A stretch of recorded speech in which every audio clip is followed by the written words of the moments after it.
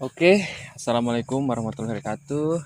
Welcome back to my YouTube channel Alpi Official. Kesempatan video kali ini kita akan ngobrol horor ya dengan narasumber kita, tiada lain tidak bukan tim kita sendiri. Oke, boleh perkenalan dulu. Oke, selamat malam semuanya. Perkenalkan saya adalah tim juga ya di sini, yang dipanggil lah Mamang lah, di sini juga tidak terkenal ya. Oke, untuk malam ini kita akan bercerita tentang fakta dan nyata pada dulu waktu saya lagi sekolah, masih sekolah ya, masih imut-imut gitu. Ya, tahan dulu ya ceritanya. Oke, langsung saja ke ceritanya.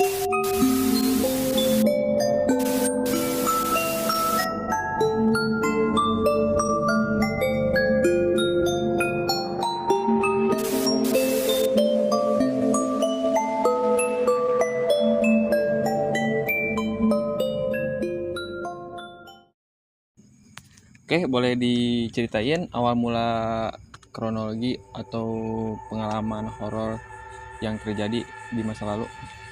Oke, waktu saya lagi sekolah dulu, masa lalu dulu ya, sekolah masih kecil, masih lagi imut-imut, kadang berpikirannya, kadang bagus, kadang enggak ya dulu. Setahu saya dulu banyaklah kejadian-kejadian mistis ataupun kejadian-kejadian yang begitu fakta. Taulah di mana waktu saya dilahirkan dulu, di Jampang ya, tuh di Jampang. Dulu waktu itu ada segerombolan orang-orang yang pernah berkata ada pembunuhan dengan secara sadis ya. Oke, kita lanjut. Waktu dulu masih sekolah ya, ada kejadian atau gerombolan, kata orang tua dan para masyarakat yang di sana, ada pembunuhan secara berantai ya, berantai ataupun yang disebut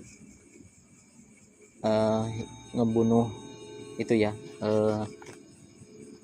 yang mempunyai ilmu hitam. Banyak sekali yang orang-orang dulu menyebutnya adalah dengan ilmu teluh ya, yaitu yang kalau untuk saat ini dulu untuk ya, untuk disebut untuk orang bahasa gaulnya itu adalah santet ya. Kalau dulu tuh teluh ya. Waktu itu saya lagi mau sekolah pagi-pagi ya. Ada orang yang rame-rame, dikira itu adalah apa? Dikira adalah jatuh dari motor. Ternyata orang itu lagi disembelih ya, kayak kambing seperti itu. Sampai darah-darahnya itu bercucuran di jalan waktu itu. Nah, setelah itu saya kaget, kok ada kambing yang disembelih? Ternyata bukan kambing, itu adalah orang ya, manusia. Saya bertanya, apa itu? Dikira tuh kambing, ternyata manusia. Kenapa gitu? Waktu itu kan saya baru tahu ya, cerita di film-film kayak seperti itu gitu. Sekarang taunya itu adalah fakta ya, gitu. Itu sampai lehernya bang digesel ya, pakai pedang atau curilit seperti itu. Mungkin banyak pertanyaan dari teman-teman semua, gimana sih suasana pada zaman dahulu pas SMP, suasananya gimana kalau di Jampang itu? Oh iya, suasananya sangat mencekam di waktu kita ada pembunuhan seperti itu. Kalau pulang sekolah itu takut ya, takutnya bukan main, karena waktu dulu masih kecil. Naik mobil juga, kalau sekolah kan dulu naik mobil gitu. Kalau tidak zaman sekarang kan udah dikasih motor gitu sama orang tuanya, tapi dulu tuh naik mobil ya, naik kendaraan umum. Dan faktanya yaitu setelah dibunuh, setelah disembelih, orang itu dibuang ke tempat yang sangat dalam, yaitu jurang yang sangat dalam. Di bawahnya itu adalah perkebunan ya, perkebunan tapi perkebunan itu tidak disentuh sama orang gitu, tidak terjangkau. Ada pula yang paling ke situ orang-orang yang udah tahu lokasi seperti itu gitu. Dan waktu ada ya teman saya juga waktu pulang sekolah lah. Kalau dulu kan pulang sekolah itu jam 4 ya, karena mengikuti kegiatan eskul ataupun kegiatan yang lainnya di sekolah gitu. Kadang pulangnya itu jam 5, kadang pulangnya setengah 6. Nah kalau setengah 6 pulang itu tidak ada kendaraan, apa aja yang lewat kita tumpangi gitu kan dulu mah. Nah pada hari itu pulang setengah 6 lah. Kalau untuk sekarang maghrib, masuk ke maghrib ya. Nah, pulang naik kendaraan yang gede, itu adalah truk ya, kayak truk kayak gitu, tempat pemuatan batu seperti itu, mobil seperti itu. Dulu lewat ke tempat di mana dibuangnya mayit itu ya, orang tersebut, yaitu yang disebut itu adalah yang mempunyai ilmu hitam, dulu dibuang ke jurang yang seperti tadi yang saya ceritakan. Pas pulangnya itu, pas udah agak gelap lah, sedikit gelap, kelihatannya udah ada sinar seriak layung ya dulu mah. Itu lewat ke situ ada kejadian-kejadian yang aneh gitu. Contohnya kalau maghrib ya, kalau maghrib itu suasana ke situ, jalan tuh orang-orang tidak berani gitu kalau sendirian, minimal 2 motor atau 3 motor gitu bareng-bareng. Kebetulan dulu pernah ada cerita juga, orang sekitar sana ya, yang dekat di perkampungan itu, lewat pada maghrib ataupun sekitar jam 1 atau jam 2 malam.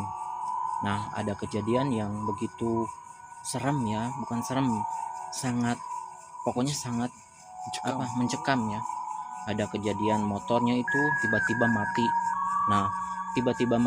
Nah disitulah ada kejadian jelmaan lah, ada orang seperti tanpa kepala, siluman ya, kayak siluman seperti itu. Ada juga yang pokoknya kalau dilihat ya, kalau melihat sendiri itu kepalanya sampai ada yang di jalan, tergeletak di jalan tapi hidup gitu. Terus ada lagi yang tanpa kepala berjalan gitu. Nah di tempat itulah kejadian-kejadian yang aneh seperti itu, hingga orang-orang tersebut di tempat itu tak berani jalan ke situ, melewati situ. Kadang kan dulu masih tempatnya itu masih angker ataupun hutan seperti itu gitu. Oke, pertanyaan selanjutnya, mungkin ini perwakilan dari teman-teman semua. Kenapa sih teluh itu kebanyakan itu di daerah-daerah terpencil, di pelosok gitu? Oke, seingat saya waktu dulu pernah kedua orang tua saya berkata, banyak dulu, kalau sekarang enggak ya, mungkin enggak, udah enggak ada, tapi enggak tahulah, wallahu alam. Jadi dulu tuh emang banyak yang menganut seperti ilmu hitam seperti itu. Itu adalah baik orang tersebut nekat karena pengen dendam lah seperti itu, ataupun ada juga dulu pernah cerita orang-orang itu adalah keturunan ya, ada turun temurun dari misal kakek, buyut, nenek hingga ke anak-anak tersebut. Itu ada seperti itu ceritanya. Banyaklah yang seperti itu, hingga dulu ada gerombolan ya, tim namanya dulu tuh, kalau sekarang kan seperti itulah, ada gerombolan belusukan ke kampung-kampung gitu, mencari orang-orang yang mempunyai ilmu-ilmu teluh. Itu yang punya ilmu teluh itu bukan hanya orang orang tua yang udah pikun ataupun orang tua yang udah dewasa gitu, tapi ada juga yang masih muda, ada juga yang masih udah kakek-kakek, nenek-nenek juga, bahkan ada nenek-nenek yang sangat dulu pernah orang berkata nenek tersebut sangat jago dalam ilmu hitamnya hingga susah untuk didapat ataupun dicari gitu. Tapi orang-orang masyarakat tersebut percaya bahwa adanya ilmu seperti itu gitu.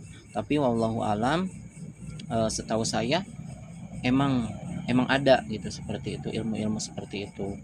Tapi untuk waktu saya mulai agak besar, mulai tidak takut lagi hingga sampai saat ini, mungkin tidak ada kejadian ataupun tidak ada orang yang seperti itu gitu. Tapi nggak tahu sih. Oke, mungkin segitu cerita dari narasumber kita sekaligus pengalaman pribadinya sendiri ya. Untuk teman-teman yang mau request cerita apa, silahkan komen aja di bawah. Kita tutup saja. Sekian, terima kasih. Assalamualaikum warahmatullahi wabarakatuh. Waalaikumsalam.